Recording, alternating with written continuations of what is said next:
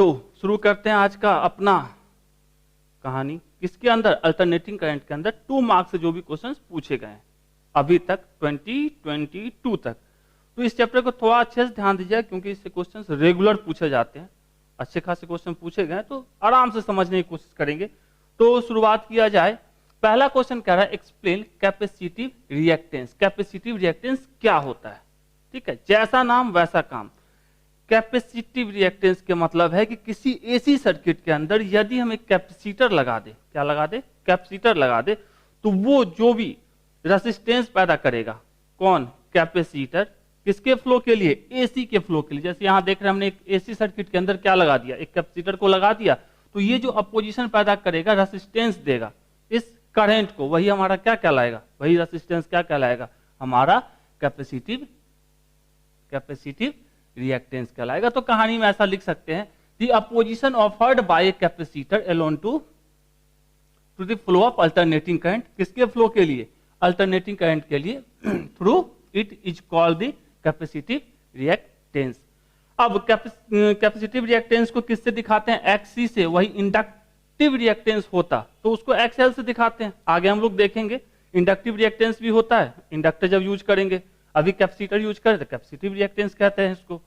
चलिए अब इसका फॉर्मूला एक्सी से तो दिखाते हैं, इसका फॉर्मूला क्या होता है? 1/ओमेगा-c। ओमेगा क्या होता है? क्या होता है भाई? Omega 2 into frequency. 2 मार्क्स वाले में भी देख चुके हैं। और सी का कैपेसिटेंस, कैपेसिटर का हमारा क्या होता है? कैपेसिटेंस होता है। तो कैपेसिटेंस सी हमारा हो गया, तो इसको ओमेगा जब 2 इंटू फ्रीक्वेंसी इंटू सी लिखा जा सकता है। अब चूंकि ये रेजिस्टेंस है, क्या है? रेजिस्टेंस है, तो रेजिस्टेंस का यूनिट क्या होता है? ओम होता है। तो इसका भी यूनिट क्या होगा हमारा? ओम होगा, जैसे रेजिस्टेंस का होता है। अब यहाँ पे एफ क्या है, सी क्या है, ये आप भी जान रहे हैं। एफ हमारी फ्रीक्वेंसी होती है, सी क्या होती है? कैपेसिटेंस इन फैराड। कैपेसिटेंस का यूनिट क्या होता है? फैराड होता है। तो इतनी कहानी आप लिखते हैं तो आपके कितने मार्क्स? 2 नंबर के लिए मेरे हिसाब से काफी है। अब आगे चलते हैं। अब आगे 2021 के अंदर 2 मार्क्स के अंदर क्या पूछा भैया? Explain electrical resonance.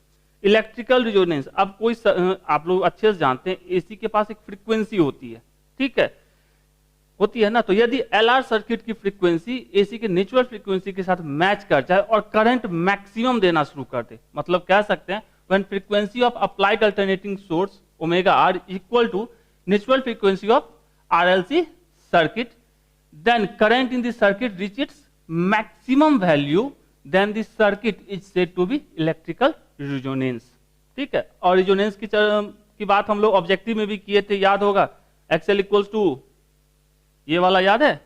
XL resonance के केस में हमारा एक्सएल इक्वल्स टू क्या होता है? एक्सी के बराबर XL equals to omega L और एक्सी बराबर 1/ओमेगा-c। तो यहां से हम लोग लिख सकते थे omega square is equals to 1/LC। तो omega is equals to √1/LC, और इसको लिखना चाहते तो 1/√LC। तो यही तो है हमारा omega R is equals to 1/√LC। उम्मीद करते हैं थोड़ा सा समझ में आया होगा। यदि हमको ओमेगा पता है तो फ्रीक्वेंसी निकालना कौन सा पहाड़ तोड़ने वाली बात है। ओमेगा बराबर क्या होता है? 2 इंटू फ्रीक्वेंसी, और ये किसके बराबर है? 1/√LC के। ये बराबर है 1/√LC के। तो फ्रीक्वेंसी इक्वल्स टू हम क्या लिख सकते हैं? 1/2 और LC। तो यही तो हमने लिख दिया। तो यह क्या है? रिजोनेंस फ्रीक्वेंसी इक्वल्स टू 1/2 तो इसमें याद रखने के लिए ज्यादा झंझट नहीं है। आप याद रखोगे किन किन चीजों को मैक्सिमम वैल्यू होनी चाहिए, और अप्लाइड जो सोर्स है उसकी फ्रीक्वेंसी एलआरसी सर्किट के फ्रीक्वेंसी के क्या होनी चाहिए? इक्वल होनी चाहिए। तो हमारी क्या आ जाएगी? उस सर्किट को क्या करेंगे? इलेक्ट्रिकल रिजोनेंस कह सकते हैं। ठीक है, उसकी फ्रीक्वेंसी क्या होती है, एंगुलर फ्रीक्वेंसी क्या होती है, ये भी आपको क्लियर होना चाहिए। चलिए, तो ये आपकी कहानी हो गई। उम्मीद है समझ में आ रहा होगा थोड़ा थोड़ा। नेक्स्ट बात करते हैं, 2021 में ही दूसरा क्वेश्चन 2 मार्क्स में पूछा गया है, explain copper loss in transformer. Transformer के अंदर कॉपर लॉस क्या होता है? अब चूंकि होता क्या है, ट्रांसफार्मर में दो बाइंडिंग होती है, पता है आपको, एक प्राइमरी बाइंडिंग और दूसरा कौन सा होता है, सेकेंडरी बाइंडिंग। वो दोनों किसके बने होते हैं, वाइंडिंग जो वायर होती है वो कॉपर के बने होते हैं। अब उस वायर से करंट फ्लो करेगा तो क्या होगा, वायर है तो रेसिस्टेंस होगा ही, रेसिस्टेंस होगा तो क्या होगा, हीट जनरेट करेगा। अब यही हीट हमारा किसमें, कॉपर लॉस में हम लोग काउंट करते हैं। तो कह सकते हैं heat is produced due to the resistance of copper winding of primary and secondary coil when current flow through them. ये हमारा जो है दिख रहा होगा, ये प्राइमरी कॉइल है और ये हमारा क्या है, सेकेंडरी कॉइल है। जब इससे करंट फ्लो करता है तो रेसिस्टेंस तो होना है ना, तो उसके वजह से हीट जनरेट होगा। हीट जनरेट होने से अब भैया लॉसेस तो हीट ही है ना, तो यहाँ पे ये जो लॉस काउंट होता है वो कॉपर लॉस के टर्म में काउंट होता है, और वो हीट जो जनरेट होता है पर यूनिट टाइम में वो होता है I²R। ठीक है, अब इसको अवॉइड कैसे कर सकते हैं, मतलब इसको कम कैसे कर सकते हैं। कम करने के लिए हम लोग क्या करेंगे, जो वायर लगे हुए हैं, ये वाले वायर जो इसके ऊपर गोलू गोलू लिपटा हुआ है, उसको हम लोग क्या कर देंगे, थिक बना देंगे, मतलब मोटा वायर बना देंगे, जिससे क्या होगा, लॉसेस कम होंगी। ठीक है, अब लॉसेस कम कैसे होती है आपको ही पता है, R इक्वल्स टू पता है रो L/A। अब यदि एरिया बढ़ जाएगा क्वाइल का तो रेसिस्टेंस की वैल्यू क्या हो जाएगी, कम हो जाएगी। रेसिस्टेंस कम तो क्या हमारा होगा, हीट भी कम पैदा करेगा। समझते हैं बात को। चलिए, तो ये हमारी बात हो गई इसकी कॉपर लॉस की।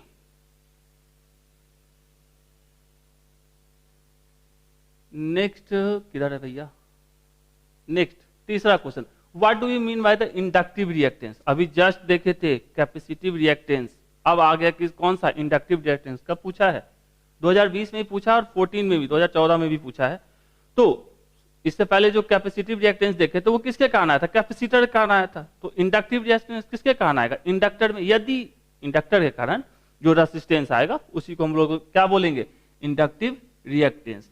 अब मान लीजिए ये हमारा एक कोई एसी सर्किट है, इस एसी सर्किट में हमने क्या लगा दिया, एक इंडक्टर लगा दिया, मतलब कॉइल लगा दिया। तो इसके कारण जो रेसिस्टेंस आएगा इंडक्टर के कारण, जो अपोजिशन आएगा, मतलब जो विरोध पैदा करेगा ये इंडक्टर, उसी को हम लोग क्या बोलेंगे, इंडक्टिव रिएक्टेंस। ठीक है, तो लिख सकते हैं the opposition offered by an inductor to the flow of alternating current through it is called inductive reactance. स्वाभाविक है ये भी अपोजिशन पैदा कर रहा है, तो इसका भी यूनिट क्या होना चाहिए, ओम ही होना चाहिए। तो इसको सबसे पहले लिखते कैसे, डिनोटेड बाय XL, वही कैपेसिटिव रहता तो क्या लगाते XC, और L इंडक्टर है तो L लगाएंगे। ये हम पढ़ चुके हैं, XL equals to omega L और omega equals to 2π into frequency into L। ठीक है, अब इसका भी यूनिट क्या होता है, ओम। जैसे रेसिस्टेंस का होता है, जैसे कैपेसिटिव रिएक्टेंस का होता है, वैसे इंडक्टिव रिएक्टेंस का भी होता है, तो ओम होता है, जहां पे L हमारा क्या है, इंडक्टेंस, और F हमारा क्या है, जो भी करंट लगाया गया है उसकी अप्लाइड फ्रीक्वेंसी होती है। पहले ही बात कर चुके हैं। तो कैपेसिटर केस की बात करें तो यदि कैपेसिटर जो अपोजिशन ऑफर करेगा उसको कैपेसिटिव रिएक्टेंस बोलेंगे, जो इंडक्टर ऑफर करेगा उसको इंडक्टिव रिएक्टेंस बोलेंगे। दोनों तो हो गया, और रेसिस्टेंस तो रेसिस्टेंस है, तो यूनिट ओम ही होना है।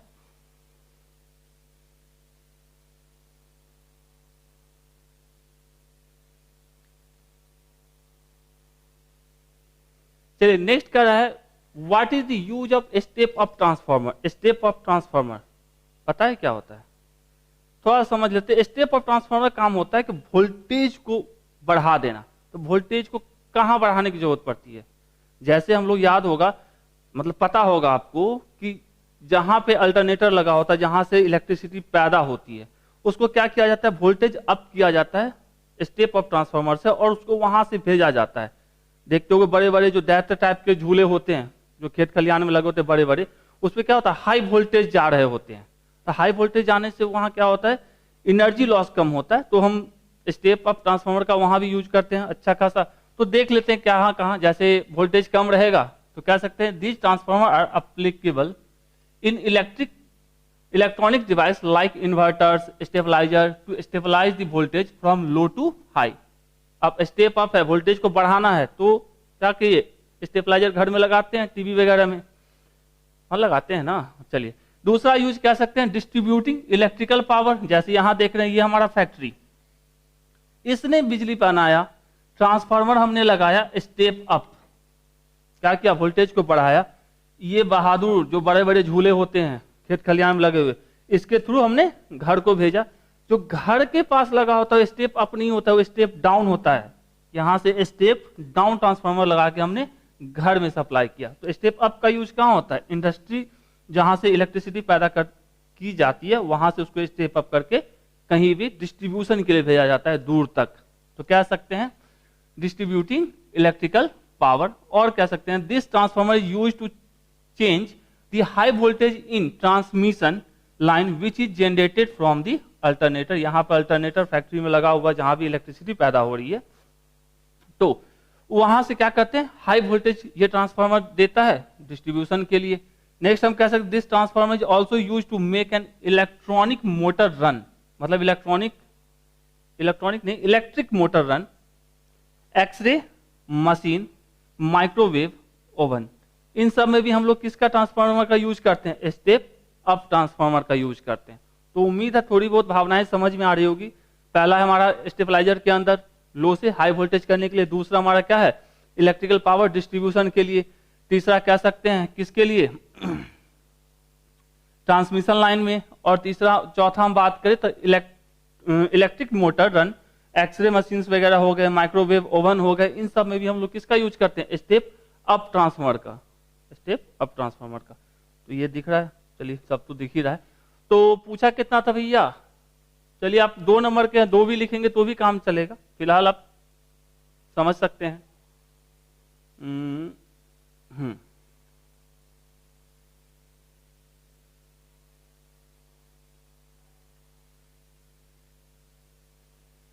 नेक्स्ट हमारा है establish the relation between mean value and peak value of AC. ये रिलेशन कैसे आएगा वो हम लोग 5 नंबर वाले क्वेश्चन में देखेंगे, पूछे हुए हैं। ओके, फिलहाल उस रिलेशन को यहां पे क्लियर करते हैं। यहां पे आपको किसका पूछा जा रहा है, मीन वैल्यू, ठीक है, और पीक वैल्यू के बीच में रिलेशन बताना है। तो यहां पे आप यदि समझने की कोशिश करेंगे तो एसी के अंदर क्या होती है कि ऐसे कुछ सर्किट बनता है, एसी का भी फिक्स्ड वैल्यू नहीं होती है। तो ये ऊपर का पूरा क्या होता है, पॉजिटिव यदि है तो नीचे का हमारा क्या होगा, निगेटिव। ऊपर पॉजिटिव, नीचे निगेटिव। यदि इसका मीन वैल्यू निकाल दे तो हमारा क्या होगा, पॉजिटिव और निगेटिव इक्वल अमाउंट में दोनों जुड़ के क्या हो जाएगा, 0। तो कभी भी हम एसी के केस में मीन वैल्यू जब निकालते हैं वहां पे हम लोग क्या करते हैं, हाफ सर्कल के लिए निकालते हैं। किसके लिए निकालते हैं, हाफ सर्कल के लिए निकालते हैं। तो हाफ सर्कल की ही बात करेंगे तो कह सकते हैं alternating current for first positive half circle, हमारा एवरेज वैल्यू बोलिए या उसको मीन वैल्यू बोलिए, वो हमारा क्या होता है 2/पाई आई नॉट जो इसकी पीक वैल्यू होती है, मैक्सिमम वैल्यू, या इसी को कह सकते हैं 0.637 आई नॉट। ये हो गया पॉजिटिव हाफ सर्कल के लिए। तो उसी तरह निगेटिव हाफ सर्कल के भी जब निकालोगे तो हमारा क्या होता है -0.637 आई नॉट। ठीक है, जैसे ये हमारा किसके लिए हो गया, पूछा किसके लिए था, चलिए एसी के लिए पूछा गया, कहीं भी करंट या ईएमएफ की बात नहीं हो रही है। तो यदि हम करंट का लिखेंगे तो उसी तरह हम किसका लिखेंगे, ईएमएफ का भी लिखेंगे। तो similarly alternating EMF for first half cycle क्या होगा 2π/V0, या इसी को इतना लिख सकते हैं। उसी तरह निगेटिव हाफ साइकिल के लिए लिखते हैं तो क्या लिखते हैं, माइनस में लिखते हैं। तो कह सकते हैं thus mean value of an AC is 2/पाई और 0.637 टाइम्स किसके, पिक वैल्यू। पिक वैल्यू कौन सा है, ये वाला भी पिक वैल्यू है ईएमएफ के लिए, और ये पिक वैल्यू है किसके लिए, करंट के लिए। तो इतना नहीं भी लिखेंगे तो भी काम चलेगा, आप सीधा सीधी यहां ये लिख दीजिए, ये लिख दीजिए, और ये वाले लाइन को भी लिख देते हैं तो भी आपको कोई नंबर नहीं काटेगा, क्योंकि पूछा ही उतना गया। अब इतना डिटेल में किसको लिखना है कि फर्स्ट हाफ साइकिल के लिए पॉजिटिव, नेक्स्ट हाफ साइकिल के लिए निगेटिव होता है ना, ये ऊपर है पॉजिटिव, ये नीचे है निगेटिव। ईएमएफ के लिए, ईएमएफ और करंट दोनों के लिए लिखिएगा, और लास्ट में अपना ये लाइन चिपका सकते हैं आप कि thus the mean value of an AC is 2/पाई और 0.637 times its peak value, more than sufficient है।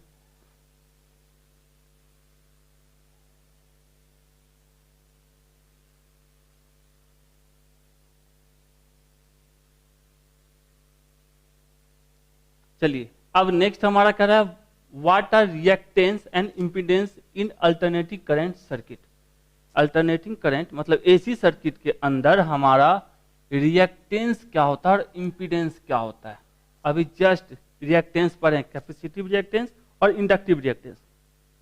तो बात क्या है, इंडक्टेंस का मतलब क्या हो गया कि हमारे किसके कारण, कैपेसिटर के कारण या इंडक्टर के कारण जो हमारा रेजिस्टेंस ऑफर किया जाएगा उसी को हम लोग क्या बोलते हैं, रिएक्टेंस। और जब तीनों मिल जाए या कम से कम 2 होने चाहिए, ठीक है, तो हमारा क्या बनाएगा, वो इंपीडेंस बनाएगा। तो कह सकते हैं in an alternating current circuit the resistance produced by किसके द्वारा, इंडक्टर और capacitor in the path of current is called reactance. और इसको किससे दिखाते हैं, एक्स से। यदि हमारा कैपेसिटिव रिएक्टेंस होता तो हम क्या लिखते इसको, एक्स सी, और वही इंडक्टिव होता तो एक्स एल, ठीक है।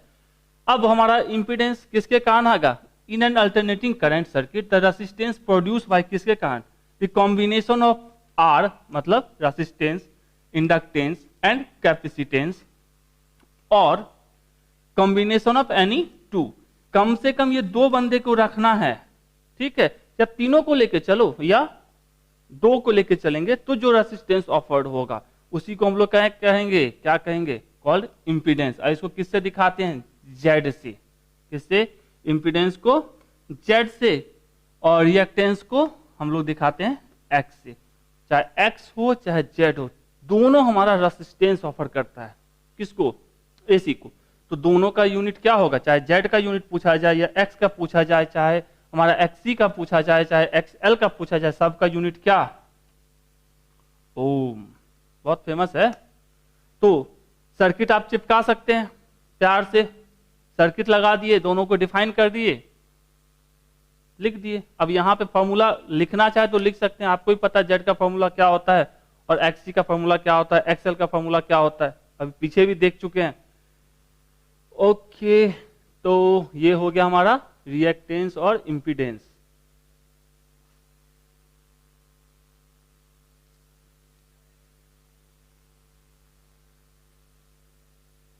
अब नेक्स्ट हमारा what are eddy current, give its to use. Eddy current, भावनाओं को समझिएगा। यदि बदलते हुए मैग्नेटिक फ्लक्स के अंदर, मतलब मैग्नेटिक फील्ड के अंदर या मैग्नेटिक फ्लक्स के अंदर, जहां पे टाइम के साथ फ्लक्स क्या हो, चेंज हो रहा होगा, वहां पे यदि किसी सॉलिड ऑब्जेक्ट को लेके जाते हैं, मतलब सॉलिड कंडक्टर को लेके जाते हैं, तो सॉलिड कंडक्टर के कंप्लीट वॉल्यूम में क्या होता है, हमारा एक सर्कुलेटिंग करंट पैदा होता है। ओके, उसी करंट को क्या बोलते हैं हम लोग, ईडी करंट। तो कह सकते हैं eddy current are the current induced in a metallic plate when it is kept in time varying magnetic field. मतलब टाइम के रिस्पेक्ट में मैग्नेटिक फील्ड बदल रहा हो या फ्लक्स चेंज हो रहा हो, the magnetic flux linked with the plate changes. अब स्वाभाविक है, मैग्नेटिक फील्ड चेंज होगा तो मैग्नेटिक फ्लक्स भी चेंज होगा। So the induced current is setup, जिसके कारण क्या होगा, उस मेटेलिक प्लेट के अंदर इंड्यूस्ड करंट पैदा हो जाएगा। उसी को हम लोग क्या बोलेंगे, ईडी करंट बोलेंगे। अब इसके 2 यूज की बात की जाए तो इसका 2 है ना, 2 यूजेस। चलिए हम 3 लिख दिए हैं। तो पहले बात, ऑटोमोबाइल स्पीडोमीटर, बाइक के अंदर जो कांटा होता है जिसमें स्पीड बताते हैं उसको स्पीडोमीटर कहते हैं, तो उसमें यूज होता है। दूसरा हमारा applying magnetic brake on train.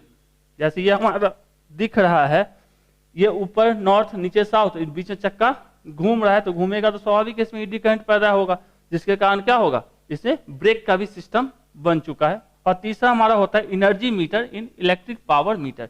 अब ऐसा वाला मीटर पहले देखे होंगे, शायद आप लोग में से बहुत कम होंगे जो इस टाइप का मीटर देखे होंगे, जिसमें बीच में एक चक्का लगा होता है और वो घूमता रहता है। यदि आप में से कोई देखा है तो कमेंट करके जरूर बताइए कि हाँ सही में हम देखे हैं।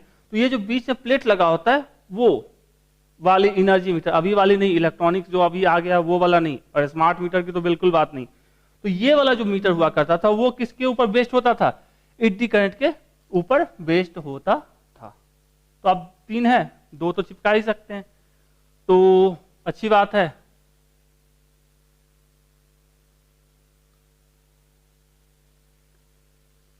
नेक्स्ट हम आते हैं 9th नंबर क्वेश्चन।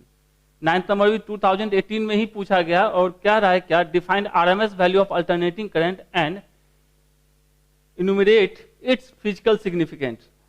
ठीक है, मतलब आपको आरएमएस वैल्यू को डिफाइन करना है, क्या होता है। आराम से समझिएगा भावनाओं को। आरएमएस वैल्यू कहिए उसको, चाहे वर्चुअल वैल्यू कहिए या इफेक्टिव वैल्यू ऑफ एसी के, तीनों एक ही चीज का तीन नाम है, या इसको IRMS लिखिए, IV लिखिए, या I इफेक्टिव लिखिए, EFF लिखिए। तो होता क्या, RMS value of alternating current is that steady current. RMS value क्या होता है, स्टेडी करंट का मतलब क्या है, DC। Okay, that steady current which क्या करता है, which produce the same heat in a given resistance.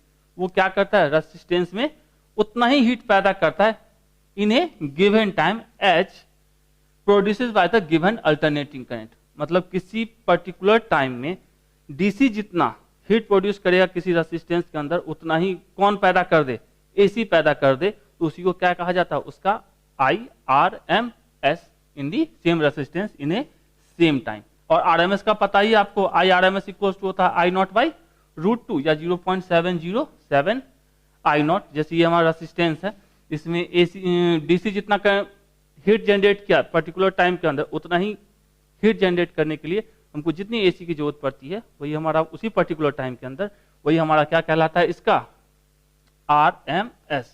तो ये करंट के लिए हो गया। और ERMS मतलब EMF क्या हो जाएगा, वो भी हमारा E0 बाई √2 जस्ट का 10। और हीट जो पैदा होता है पर यूनिट टाइम में, वो क्या होता है, IRMS का स्क्वायर इंटू R। ये हमारा हीट हो गया, इतना हीट पैदा होता है पर यूनिट टाइम में। तो रेसिस्टेंस उम्मीद है थोड़ा समझ में आया होगा। आराम से डिफिनेशन को पढ़िएगा और समझने की कोशिश कीजिएगा। नेक्स्ट है हमारा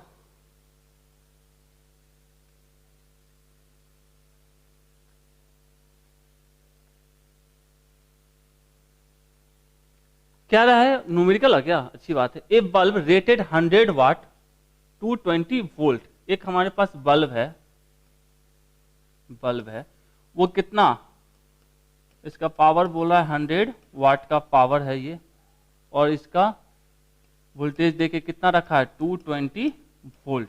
इसको क्या क्या दिया गया, connected across 240 volt, calculate electrical power loss. Electrical power loss ये बल्ब कितना करेगा, ठीक है। तो सबसे पहले हम क्या करते हैं, इन दोनों को यूज करके हम लोग क्या निकाल लेते हैं, रेसिस्टेंस निकाल लेते हैं।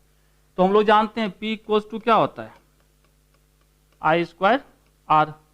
I तो दिया नहीं है। और क्या जानते हैं, I² R² बाई R। ये भी लिख सकते हैं, ये हमारा क्या हो जाएगा V² बाई R।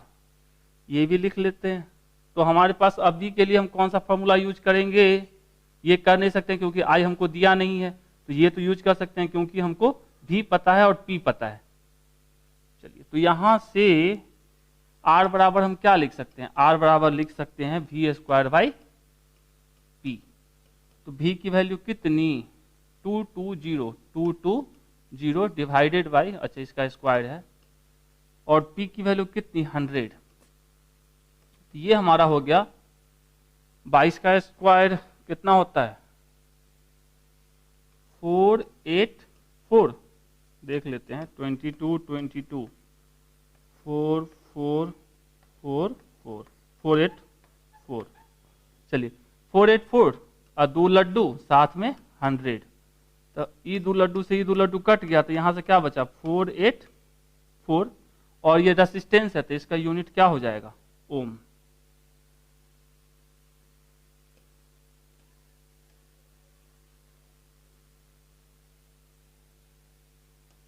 ठीक है, यहां से हमको रेसिस्टेंस निकल गया। अब आ जाते हैं, हमको पावर लॉस निकालना है। पावर इक्वल्स टू क्या, अभी जस्ट ये वाला formula V² by R। V² by R, V की वैल्यू कितनी दी गई है 240 का स्क्वायर डिवाइडेड बाई R कितना हमने निकाला 484। अब जब इसको कटम कुट्टी करोगे तो लगभग 20 है ना, यहां आता है 119। तो इसको हम लोग लिख सकते हैं अप्रॉक्स में 120 पावर है, तो इसका क्या हो जाएगा वाट। लिख सकते हैं 120। तो 119 एक्यूरेट आ ही जाता है, तो 119 भी लिखिए या 120 लिखिए, एक ही बात है। तो 120 भी लिखा जा सकता है। अब कैलकुलेट करके देखिएगा कितना आता है। चलिए, अच्छी बात है, नेक्स्ट चलते हैं।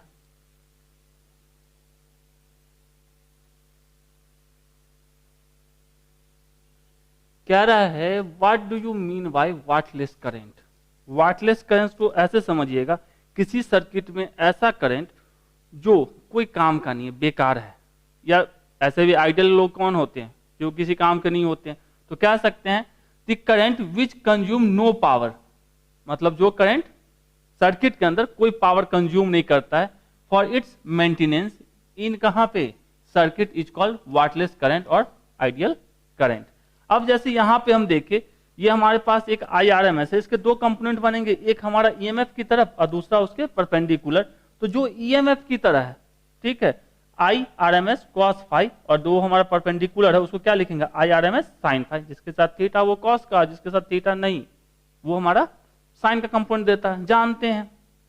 तो यदि हम इसके साथ निकालते तो ये वाले बहादुर और इसके बीच का एंगल कितना 0, तो यहाँ पे cos 0 1 होता है, तो यहाँ पे हमको कुछ क्या निकल जाता है, हमारा पावर कुछ तो यूज होता।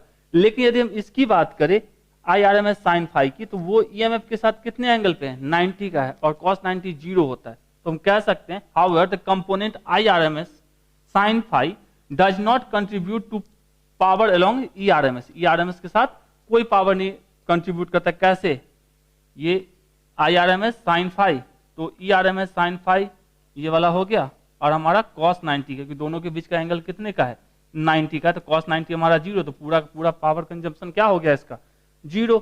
Hence power generated is 0। This component of current is called wattless और आइडियल करंट। तो हमको कौन सा हो गया भैया, तो वाटलेस करंट कौन सा हो जाएगा IRMS sin फाई। मतलब सीधा सीधी कह सकते हैं इसके मेंटेनेंस में कोई पावर का कंजम्पशन नहीं होता है, तो उसी को हम लोग क्या बोलते हैं आइडियल करंट। ठीक है, तो छोटा सा फिगर बनाइएगा, इतना सा लिख दीजिएगा तब तो बल्ले बल्ले। अरे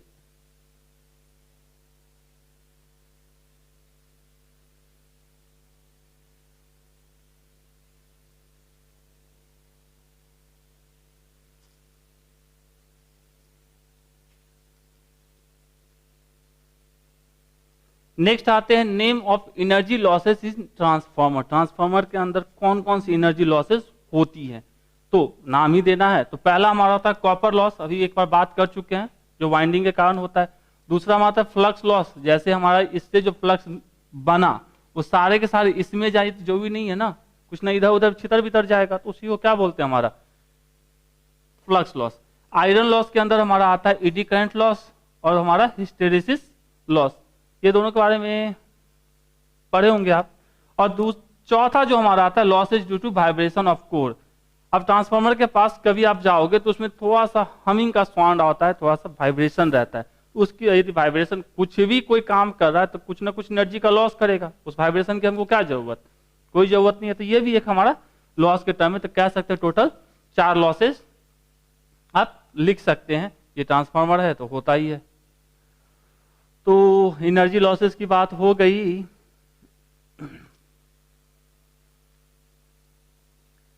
नेक्स्ट हमारा है the equation of AC is I20 sin 200 pi t. Okay, I का इक्वेशन हमको दे के रखा है कितना 20 sin 200 pi t. Okay, find out the frequency, peak value and RMS value of current. इससे आसान तो कुछ होता ही नहीं है, ये वाला को तो अच्छे से समझिएगा।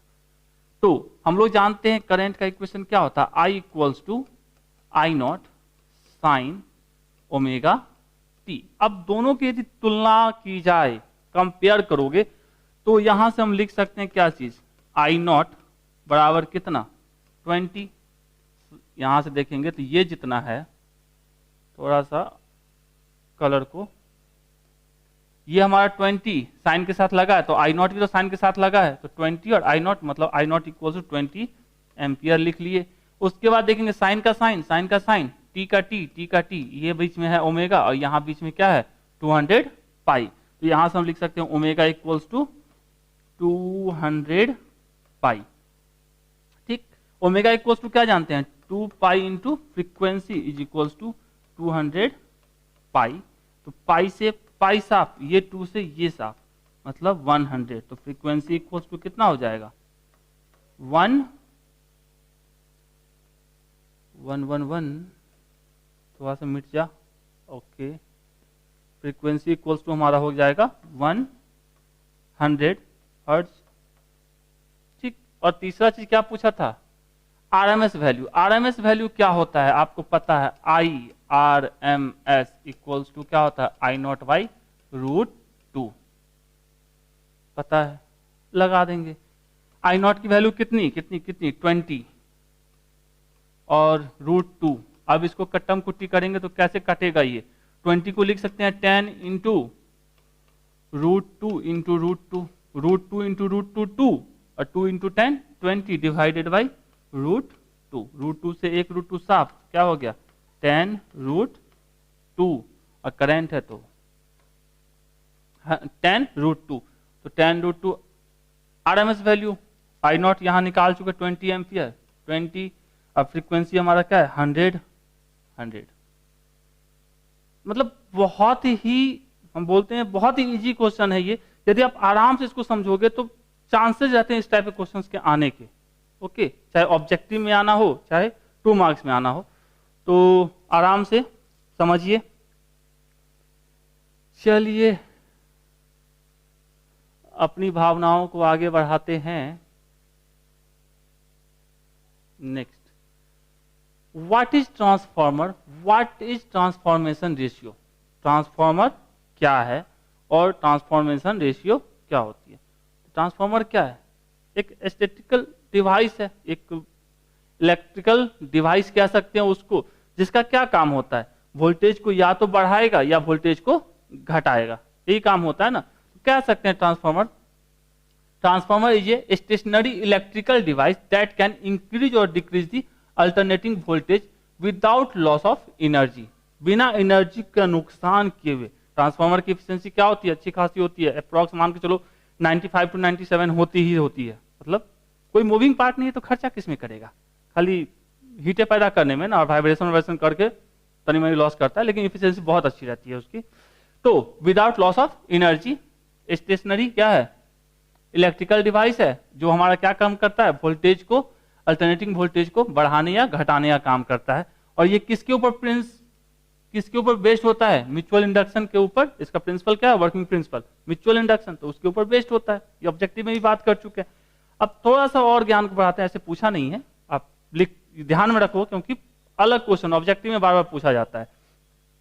ट्रांसफॉर्मर हमारा नॉर्मली वोल्टेज के टर्म में हम कह सकते हैं 2 टाइप्स के होते हैं। पहला हमारा होता है स्टेप अप ट्रांसफॉर्मर और दूसरा होता है हमारा step down transformer. Step up transformer क्या काम करता है, वोल्टेज को बढ़ाता है और करंट को कम करता है, ओके। वोल्टेज को बढ़ाता है करंट को कम करके। जबकि स्टेप डाउन ट्रांसफॉर्मर क्या करता है, वोल्टेज को कम करता है करंट को बढ़ा के।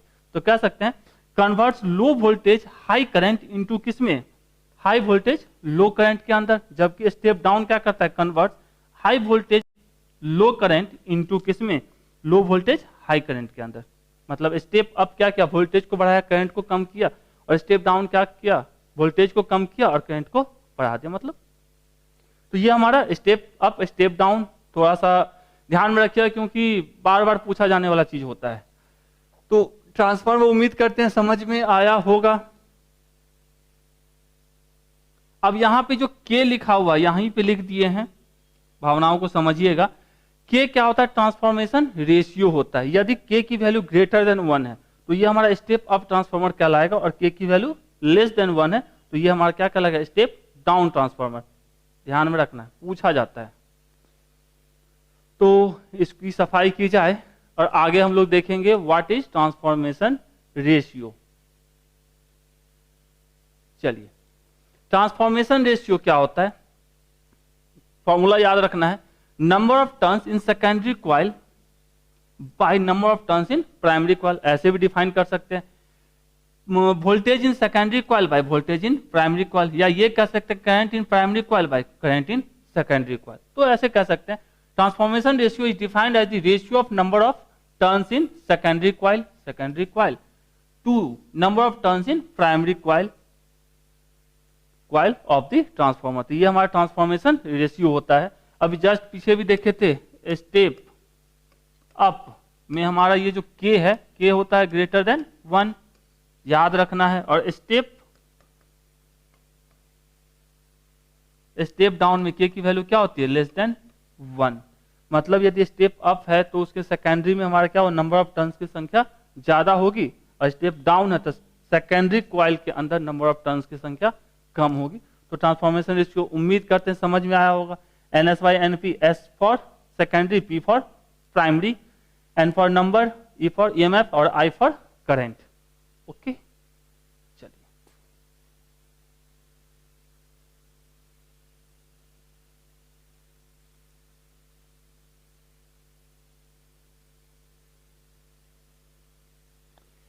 चलिए नेक्स्ट क्या है हमारा, write down the equation of induced current at any instant in LCR circuit when XL is greater than XC और सर्किट इज इंडक्टिव।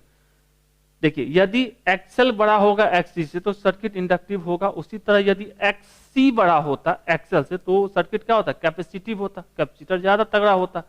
तो इस केस में हमको लोग जानते हैं कि यदि XL बड़ा होगा XC से तो हम कह सकते हैं VL भी क्या होगा हमारा, बड़ा होगा किससे, VC से।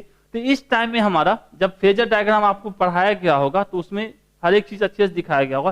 तो इस टाइम में हमारा क्या होता है, जो हमारा V होता है वोल्टेज पोटेंशियल, वो I को लीड करता है, कितने से लीड करना मतलब इससे आगे रहता है, कितने एंगल से, फाई के एंगल से। फेजर डायग्राम के अंदर आप देखे होंगे जब हमारा क्या होता है, XL बड़ा होता है XC से।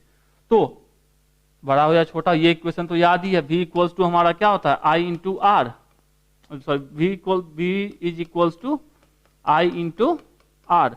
तो I बराबर हम क्या लिख सकते हैं, V बाई R। तो पोटेंशियल क्या है हमारा तैयार, E नॉट EMF, और R इसको पता है, इसको क्या बोलते हैं, इसको बोलते हैं इम्पीडेंस Z। ठीक है, क्योंकि यहाँ पे R भी लगा है, L भी लगा है और C भी लगा है, तो ये हमारा Z है, रेसिस्टेंस है। तो यही सेम कहानी V बाई R। तो हमारा इक्वेशन क्या हो जाएगा, I not equals to E not by root under R square plus XL minus XC का होल स्क्वायर। याद रखिएगा इम्पीडेंस का फॉर्मूला पूछा जाता है, Z बराबर क्या होता है। अब R तो R है, उसको कुछ नहीं करेंगे। XL बराबर जानते हैं हम लोग ओमेगा L होता है, और XC बराबर क्या होता है, 1 बाई ओमेगा C। तो इस तरीके से भी लिख सकते हैं, इससे भी लिख सकते हैं। तो कह सकते हैं इसमें हम the current lags behind the EMF, current जो है लैग कर रहा मतलब पीछे है, behind the EMF by phase angle phi. कितने एंगल से पीछे है ये करंट, फाई से पीछे। And the LRC circuit is inductance dominant circuit. यहां इंडक्टेंस डोमिनेंट क्यों है, क्योंकि यहाँ पे VL या XL बड़ा है किससे, XC से, इसलिए ये क्या कहेंगे हम इसको, इंडक्टेंस डोमिनेटेड सर्किट, या कह सकते हैं सर्किट इज इंडक्टिव। यदि उल्टा रहता, XC बड़ा होता XL से, तो क्या बोलते, कैपेसिटिव सर्किट कहते हैं उसको। ठीक है,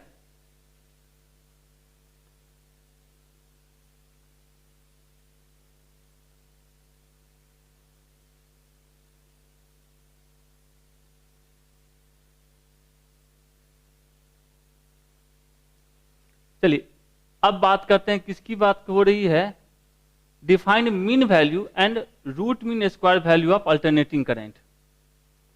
तो मीन वैल्यू की इसकी पहले बात हुई है, चलिए डिफाइन करने के लिए बात नहीं हुई थी, सीधा सीधी हमको इक्वेशन लिखने की बात हुई थी।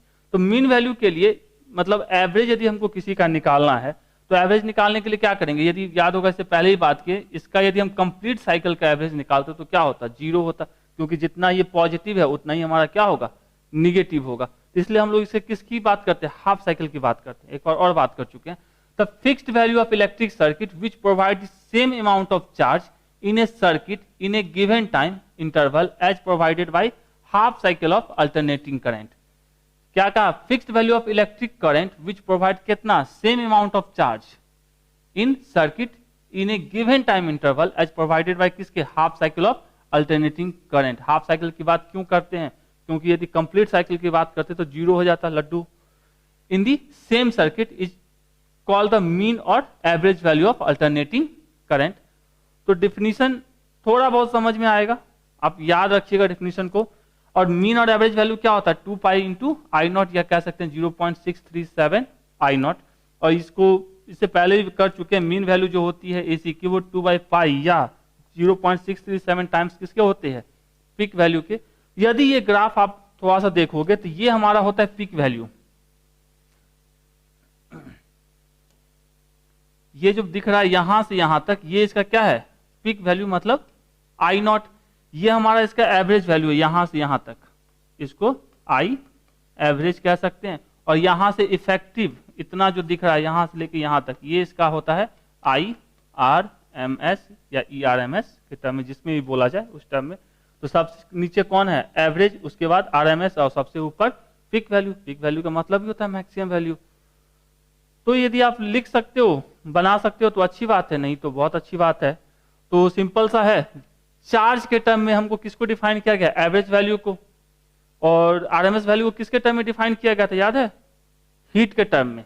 ओके, और इसको किसके टर्म में डिफाइन किया गया है, चार्ज के टर्म में। तो फॉर्मूले याद रखेंगे। अब हम बात करते हैं, मीन वैल्यू हो गई। अब हम बात करेंगे किसकी, मीन स्क्वायर वैल्यू मतलब आरएमएस वैल्यू की।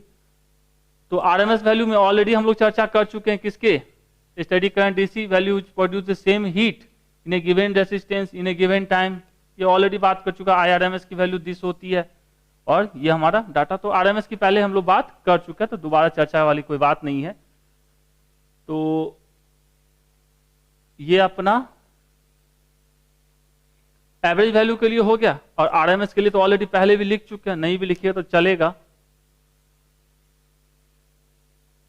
मतलब क्वेश्चन यदि पूछेगा तो दोनों लिखना है, ये नहीं कि मतलब चलेगा। ओके, चलिए नेक्स्ट है, what is transformer, what do you mean by it's efficiency. Transformer क्या होता है, ट्रांसफार्मर क्या होता है, अच्छे से डिटेल से बात कर चुके हैं। ट्रांसफार्मर क्या है, एक स्टेशनरी डिवाइस होता है जो वोल्टेज को अप और डाउन करने का काम करता है। ये दो टाइप्स के होते हैं, स्टेप अप और स्टेप डाउन, इसमें कोई चर्चा नहीं करनी है। अब इफिशिएंसी की बात की जाए, what do you mean by it's efficiency. Efficiency का मतलब सिंपल सा अपने आप पर्सनल लाइफ से लगाओ, कि यदि आप 2 रोटी खा के, नहीं चलो 10 रोटी खा के 2 रोटी जितना काम करते हो, तो ये आपकी इफिशिएंसी आउटपुट क्या है, 2 रोटी की, तो मतलब आपकी इफिशिएंसी काफी कम है।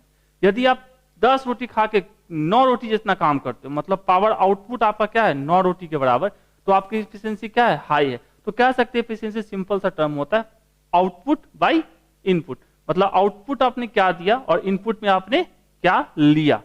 तो ये है, इसकी चर्चा हो चुकी। और इफिशिएंसी ऑफ ट्रांसफार्मर, इफिशिएंसी क्या होता है, सिंपल सा ratio of the secondary winding power, मतलब जो हमारा आउटपुट है उसका power to the primary winding power input, मतलब जो हम इनपुट में हमने क्या दिया उसका, उस दोनों का जो रेशियो होगा वही हमारा क्या कराएगा, एफिशिएंसी कहलाएगा। तो कह सकते हैं एफिशिएंसी इक्वल्स टू क्या, power output by power input. Normally जो एफिशिएंसी ट्रांसफार्मर की काफी अच्छी होती है, कहां से कहां वेरी करती है, 97 टू 99% तक वेरी करती है, या कह सकते हैं 95 टू 99 तक वेरी करती है। और जो आइडियल ट्रांसफार्मर होते हैं उसकी एफिशिएंसी 100% होती है। आइडियल मतलब क्या, जो होता नहीं है। तो ये आइडियल की बात है, जो होता नहीं है उसके। तो हमारे पास क्या है, ये हमारा प्राइमरी हो गया और ये हमारा क्या हो गया, सेकेंडरी। तो इसमें कितना पावर दिया गया, मतलब कितनी रोटियां दी गई, या 10 रोटी दिए, यहां से कितनी रोटी का पावर निकला, 9 रोटी का पावर निकला। तो एफिशिएंसी 10 यहां से गया, 9 का निकला, मतलब 90% एफिशिएंसी, तो मतलब इससे भी अच्छा है। ठीक है, तो आप लोग भी अपनी एफिशिएंसी को बढ़ाइए, क्योंकि एग्जाम नजदीक है। जितना अच्छी एफिशिएंसी के साथ काम कीजिएगा, रिजल्ट भी उतना ही अच्छा आएगा। तो एफिशिएंसी मायने रखता है, किसी भी चीज, किसी भी काम के लिए एफिशिएंसी बहुत ज्यादा मायने रखता है। और नेक्स्ट की बात की जाए, why is core of transformer laminated। Transformer को जो कोर्स होते हैं उसको लेमिनेटेड क्यों बनाया जाता है, मतलब थोड़ा सा एक दूसरे से अलग करने की कोशिश की जाती है। तो उसका मेन रीजन होता है हीट लॉस को कम करना, मतलब एडी करंट जो प्रोड्यूस होता है उसको कम करना।